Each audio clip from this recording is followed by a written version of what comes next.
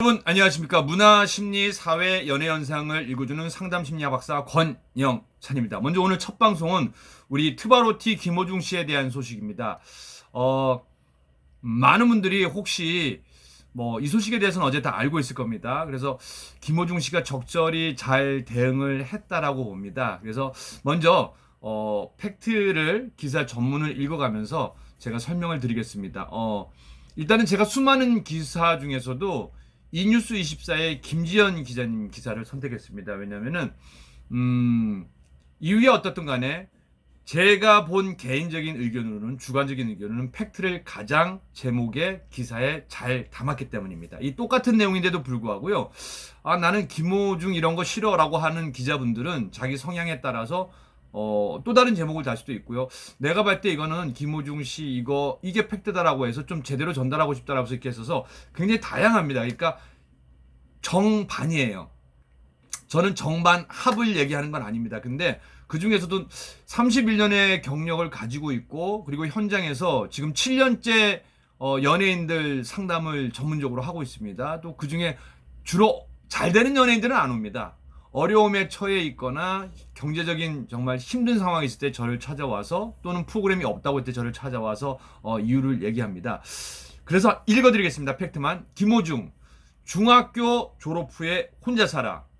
그리고 어머니 모로 인한 피해 책임지고 해결하겠다고 되어 있습니다. 그러면은 혹시 여러분들 오해하실까봐 김호중님이 밝힌 공식 입장 전문을 먼저 소개하겠습니다. 안녕하세요.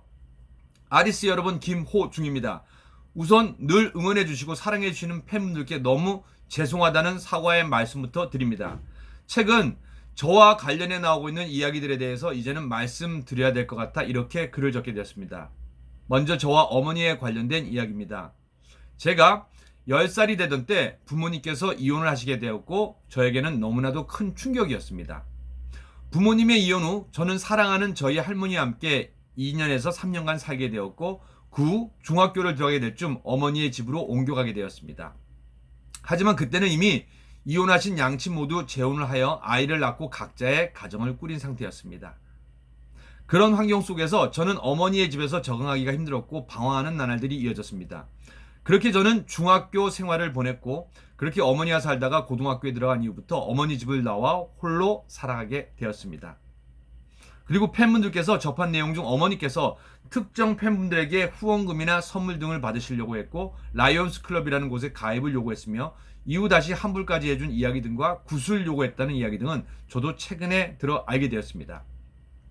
저의 어머니가 잘 모르셔서, 또는 정말 저를 위해서 하신 일일 수도 있다는 생각을 해봅니다. 그러나 잘못된 일은 바로 잡아야 된다고 생각합니다. 저의 어머니로 인해 피해를 보신 분들께서는 소속사로 연락을 주시면 꼭 책임지고 해결해 드리겠습니다. 어머니를 대신해 진심으로 사과드립니다. 앞으로도 저와 관련된 팬분들의 어떠한 움직임에 있어 저 또는 소속사와만 소통해 주시길 부탁드리며, 향후 이러한 일이 다시는 발생하지 않도록 더욱 신경 쓰도록 하겠습니다. 다시 한번 팬분들께 사과드립니다. 그리고 전 매니저 관련해서도 이제는 말씀을 드려야 할 것 같아 무거운 마음으로 글을 적습니다. 성진이 형은 2016년 현재 저희 친척 형이자 소속사 대표인 이광득 대표와 같이 간 행사장에서 처음 알게 됐습니다. 제가 정말 친하게 지냈던 형 사이자, 그 다음에 2017년부터는 회사 소속 관계가 아닌 친한 형 동생 관계로 일을 시작하게 되었습니다. 성진이 형과 오랜 시간 함께 일해온 것 또한 맞습니다. 제가 소속사를 선택함에 있어서 먼저 말씀 못 드린 것도 사실이고, 그 부분에 대해서도 정말 죄송하게 생각합니다. 현 소속사와 계약하는 당일 저는 형님들에게 이야기를 하고자 만나러 갔었습니다. 만나러 가는 도중에 기사가 먼저 나왔고, 제가 먼저 말씀드리기 전에 기사로 먼저 소식을 접한 형님께서 어떤 상처를 받았을지 그 심정 또한 그 누구보다도 이해가 됩니다. 형님들께서 제가 미스터트롯 경연에 나가고 소속사가 없을 당시 얼마나 많은 연락을 받았고 저만큼 극심한 스트레스와 심경의 변화를 겪었을 것이라도 이해하고 있습니다. 제 솔직한 심정은 그날 그 형님들을 만나 뵙고 말씀드린 것처럼 제가 힘들 때까지 동고동락하여 도와준 형님들에게 저는 지금도 제가 할 수 있는 부분에서 도움을 드리고 싶은 마음입니다. 하지만 제 수익의 30%를 요구하는 부분에 있어서는 소속사와 협의해서 결정할 수밖에 없었으며, 소속사 측이 거부한 사안입니다. 수익에 대한 부분은 제가 혼자 결정할 수 있는 부분이 아니었습니다. 저는 현 소속사에도 형님들을 도와드리고자 수차례 의견을 제시했으며 회사 또한 제가 드린 말씀에 정성껏 고민하겠다고 대답해 주셨습니다. 지금 현재 힘든 시절 함께했던 좋았던 추억들이 퇴색되고 변질되는 것 같아 가슴이 아픕니다. 진심으로 형들에게 고맙고 죄송한 마음을 전달하고 싶습니다. 저는 지금 너무도 힘든 시간을 보내고 있고 계속 이런 식으로 틀어지는 것을 바라지 않습니다. 형님들과 만나서 대화로 저에 대한 오해를 풀고 잘 해결할 수 있는 방법을 찾았으면 좋겠습니다. 저를 사랑해 주시고 응원해 주시는 모든 팬분들께 하루하루 너무 감사한 마음으로 살고 있습니다. 앞으로 더욱더 보답하는 마음으로 더 열심히 노래하고 더 열심히 활동하며 살아가겠습니다. 감사합니다. 이게 전문입니다. 어떤 분들은 그래요. 뭐 투바로티 팬클럽 여러분들은 뭐 저한테 큰 문제 제기는 안 하고 오히려 고마워합니다. 저 또한도 투바로티를 진심으로 사랑하고 아끼는 선배이기 때문입니다. 그리고 또 한 가지 말씀드린다면은 간혹 오해하시는 분들이 제가 이제 김호중 씨 방송만 하는 줄 알고 섭섭해요라고 했는데 저는 사실은 처음부터 해서 제일 처음에는 영탁 방송만 했고요. 그리고 미스터트롯 7인방 한 명씩 방송했고 김호중 씨 방송을 하게 되었고 직접적인 사연을 누구보다 잘 알게 되었습니다. 그리고 김호중이라는 영역, 성악과 트로트 사이를 오가면서 그의 삶에 대해서 알게 됐습니다. 저보다 한참 후배입니다. 23년 후배입니다. 나이로는요. 그리고 아마 방송계 활동도 지금 김호중 씨는 저는 1년 차로 봅니다. 왜냐? 첫 번째 낸 앨범 실패했기 때문에 사실은 죄송한데 그 전에는 연예인이라고 볼 수 없습니다. 그래서 미스터 트롯 이후에 지금까지 생각하게 되면 이제 막 100일이 지난 신인 연예인입니다. 늦가기 연예인인 거죠. 근데 엄청 떴습니다. 심정적으로는 아무 일도 일어나지 않고 모든 일이 순조롭게 되기를 바랍니다. 왜냐하면 그만큼 힘든 과거가 있기 때문입니다. 근데 사람은 참 희한한 게요. 이게 사람이 잘 되다 보면은 여러 사람 문제가 불거집니다. 그래서 제가 이제는 제 개인적인 생각일 수도 있습니다. 그리고 먼저 오해를 빚지 않게 말씀드린다면요. 몇몇 분들이 그래요. 권영찬 씨, 그분이나 다른 유튜버 방송 들어봤어? 그거 보고 얘기해라고 하고 당신 그렇게 일방적으로 김호중 씨 팬들 수 있어? 이렇게 얘기합니다. 굳이 제가 김호중 씨의 자잘못을 가리지 않는 거는 이미 많은 유튜버 안티 하시는 분들이나 그런 내용을 쓰시는 분들이 많습니다. 굳이 연예인을 보호하기 위해서 상담사의 역할을 자처하고 그리고 2015년부터 무료 상담을 진행하고 있습니다. 그리고 31년 차인 연예인인 저까지 김호중 씨를 굳이 비난할 필요는 없을 것 같습니다. 그리고 저는 그의 노래가 좋습니다. 물론 과거를 따진다면은 우리 김호중 씨가 정확히 매듭을 짓지 못한 거에 대해서는 저도 유감의 표현을 드리고 싶습니다. 자, 첫 번째 제가 아는 지식 내에서 말씀드렸기 때문에 혹시 연예계 관계자분들이나 제가 빠진 부분이 있으면은 댓글을 달아주시면 제가 추가로 방송을 해드리겠습니다. 첫 번째, 어머니 얘기는 참 조심스러워서 좀 이따 뒤에 하겠습니다. 이 전문에 의하면요, 2017년부터 정식 계약을 맺지 않았습니다. 아는 형 동생으로 지내면서 서로 도와줬습니다. 죄송한데 법적인 효력이 전혀 없습니다. 하지만 저는 서로 심정적인 건 이해합니다. 꼭 계약서를 써야지 법적인 계약을 한 건 아닙니다. 저희 강연회사에 들어오는 강사 같은 경우는 저는 계약서를 안 씁니다. 그래서 모 친한 회장님들이 엔터테인먼트계의 큰 분들이 권영찬 네 회사 잘 되면 상장 좀 하려고 했는데 그거 안 돼. 걔네들이 고마워할 거 아니? 전 이렇게 생각합니다. 어차피 계약서를 써도 나갈 사람은 나가고 안 써도 계속 있을 사람은 있습니다. 근데 이런 건 있습니다. 제가 키운 지 1년 만에 한 사람이 스타 강사가 됩니다. 보통 스타 강사가 되면은 보통 연봉을 4억에서 5억 정도 벌게 됩니다. 그것도 사실은 어마어마한 액수입니다. 그런데 제가 키워놓고 계약서를 안 쓰면은 저희 회사 강연만 하는 게 아니라 다른 에이전시에서 막 연락이 옵니다. 그때부터 섭외하고 싶다고. 심지어는 한 B라는 강사는 제가 그렇게 키워놨는데 다른 데서 데려갔어요. 그래서 저한테 인사를 하고 그래 잘됐다. 근데 형이 앞으로 도와주는 건 그러면은 못하고 그쪽 가서 잘했대. 형 계속 도와주시면 안 됩니까? 내가 도와줘도 그 회사에서 수익을 다 갖고 가고 우리 회사는 전혀 수익이 없는데 어떡하지?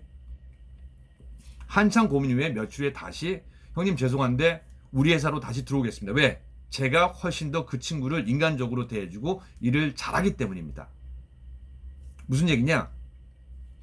첫 번째 그 매니저라고 주장하는 분의 계약서를 안 쓴 것 같습니다. 혹시 계약서가 있다면 알려주시면 제가 그 부분은 인정하겠습니다. 계약서 없이 일을 했기 때문에 사실은 이게 정식 계약은 아닌 것 같습니다.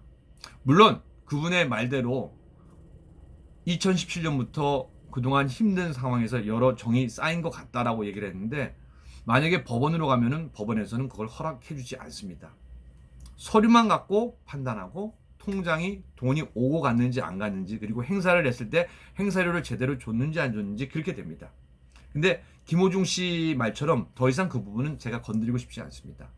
제가 바라는 거는 계약서는 없지만서도 김호중 씨가 혹 그분들을 정말 좋아하는 형들이라고 생각한다면은 지금 현 소속사 대표님과 얘기해서 잘 수습을 맺기를 바랍니다. 그런데 그분이 주장하는 향후 수익의 30%는 말이 안 됩니다.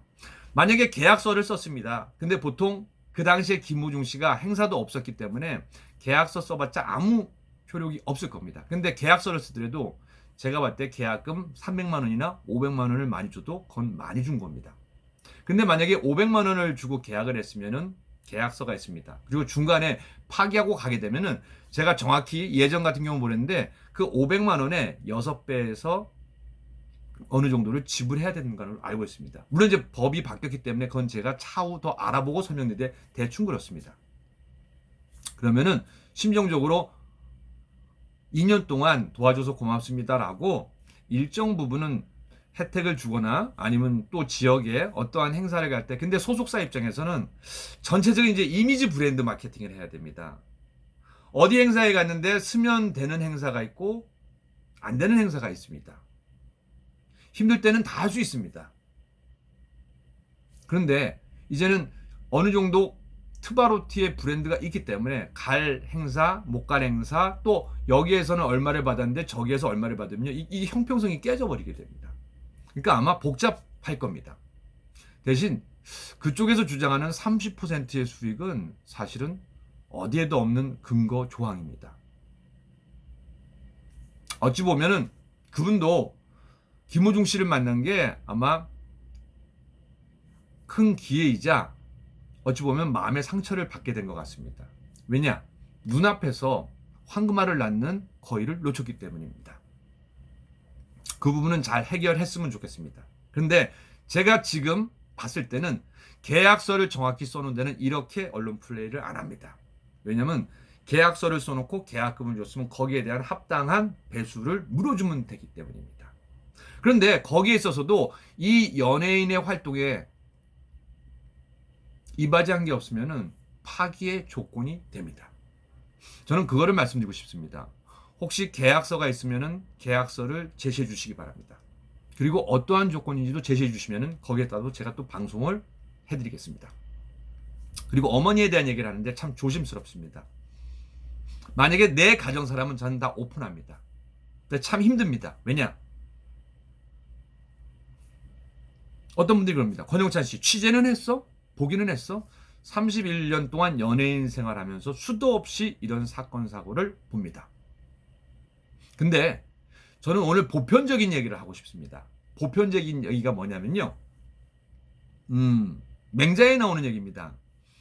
한 꼬마 아기가 예를 들자면 3살짜리가 2살짜리가 엉금엉금 기어서 우물가 옆을 지나갑니다. 근데 우물이 1m도 안 됩니다. 자칫 잘못하면 그 아이가 빠져서 죽을 수도 있습니다. 여러분은 그 장면을 목격한다면 어떻게 하시겠습니까?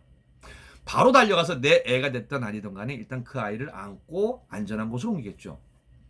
이게 보편적인 마음입니다. 무슨 얘기냐?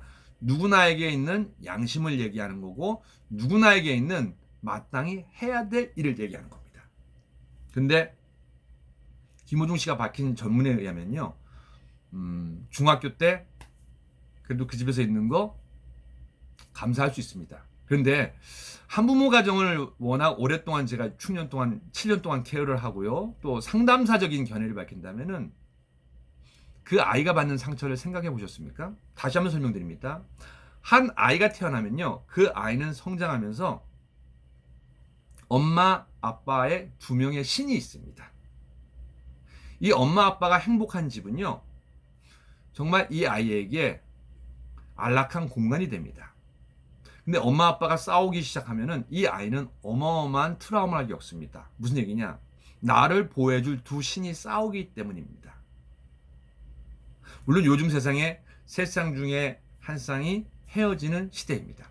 그걸 갖고 뭐라고는 할 수 없습니다.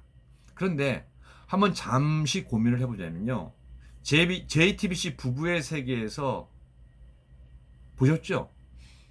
한 부모가 이혼을 하게 되고 거기에 따라서 서로 상처를 주고 그렇게 할 때 한 아이가 받는 상처가 자세히 묘사되어 있습니다. 어머니 입장에서는 중학교 때 할도리를 다 했다고 할 수 있습니다. 근데 이미 거기에는 한 가정이고 나를 낳아주신 아버지는 다른 곳에 살고 있습니다. 근데 그 가정에서 물론 그걸 고맙다고 할 수 있습니다. 감사한 마음이죠. 근데 그 안에서 얼마나 힘들었을까요? 그리고 제가 알고 있기로는 예고를 다니기 위해서 떨어진 것도 있고 아마 힘들었을 겁니다. 왜냐면은 그 부부 사이에도 아이가 있기 때문에 우리말로 배다른 형제라고 합니다. 아마 그래서 그 가정에서는 쉽게 적응이 안 될 겁니다. 특히 예술을 하는 감각적인 그런 기질을 갖고 태어난 사람들은 굉장히 센서티브합니다. 하나하나가 충격으로 다가오는데요, 더 큰 파장으로 다가올 수도 있습니다. 제 경험을 말씀드리는 겁니다. 저는 그래서 감성이 어마어마합니다. 그래서 노래를 듣다가 그 상황에 집중하다 보면 저도 모르게 그 현실에 빠지기 때문에 눈물이 철철철 흐르는 겁니다. 왜 팩트만 얘기 안 하냐고요? 호중 씨와 어머니 관계인데 제가 어떻게 함부로 얘기를 하겠습니까? 그래서 굉장히 조심스럽게 돌아가면서 얘기를 하는 겁니다. 만약에 어머니께서 정말 우리 호중 씨를 정말 사랑한다라면은 저는 수많은 연예인 엄마들을 많이 봤습니다. 그리고 저희 어머니도 봤습니다. 그리고 심지어 저희 어머니는 제가 힘들 때마다 그 현장에서 저를 지켜주려고 노력을 했습니다. 많은 어머님들이 그렇습니다. 호중 씨가 한 분의 주장에 따라서 할머니 마케팅을 할 수도 있습니다. 근데 호중 씨가 살면서 가장 편안하게 짧은 시간을 만났다고 하더라도 호중 씨가 할머니에 대한 생각으로 많은 걸 갖고 있다라면은 그 생각이 맞습니다. 왜? 우리가 판단해서는 안 됩니다. 김호중 씨가 생각하는 게 진짜의 마음이기 때문입니다. 그 마음은 누구도 뭐라고 할 수가 없습니다. 그리고 그 상처는 누구도 뭐라고 할 수가 없습니다. 그런데 자기가 생각하는 그 생각을 인간 시대에 나와서 또 다큐에 나와서 얘기를 했습니다. 근데 그건 거짓말이다. 내가 얼마나 자기를 위해서, 그거는 어머니 생각일 수 있습니다. 그런 생각 한번 안 보셨죠? 이혼을 했을 적에 내 아이가 받을 상처는요. 그리고 물론 저도 한부모 가정에서 아이들 다 키워놓고 빨리 성장하면은 재혼을 하라고 권유해 드립니다. 근데 아이가 아주 어릴 때는, 아예 1살, 2살, 3살 때는 그때도 재혼을 권유합니다. 그런데 아이가 민감한 시기에는 함부로 얘기할 수가 없습니다. 그리고 정말로 어머님, 아버님이 싱글족으로 사시다가 마음에 드시는 분 있고 사랑하면 결혼하는 겁니다. 근데 그 성장하는 아이에게는 그 일이 그렇게 쉽게 받아들여지지는 않습니다. 왜냐하면은 다시 한번 설명드리면은 나를 보호하는 신이 2명 있다가 헤어졌습니다. 나는 할머니한테 가야 됩니다. 그리고 아버님 쪽도 재혼을 했고 어머님 쪽도 재혼을 했습니다.